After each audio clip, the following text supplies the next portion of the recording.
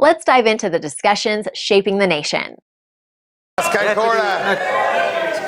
Comhairle.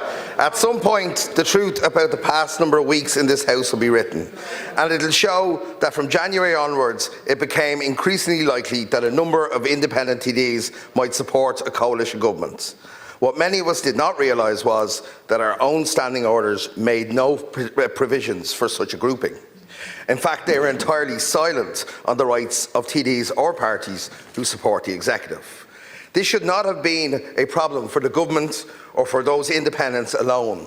It was a challenge for us as an Oireachtas to resolve, because in politics, you often find yourself on the other side of the argument.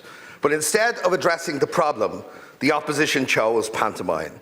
They knew full well that there was no other mechanism for this technical group to be recognised, and yet they shouted and screamed the slogan, "You can't be in government and opposition." A slogan, not a solution, and it quickly became untrue. The chair ruled clearly, the group of 6 independents do not qualify in opposition, under Standing Order 170. The government accepted that ruling and proposed new arrangements in government time. We engaged in over 20 hours of discussion, including full mediation.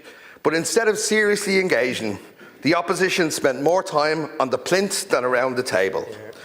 What we cannot allow is the opposition to tear down this House. Twice now they have tried to prevent the House from taking a vote. That is not the act of any Democrat.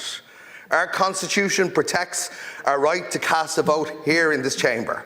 Our standing orders exist to protect the function of the chamber, and the Comhairle carries the heavy burden of enforcing them.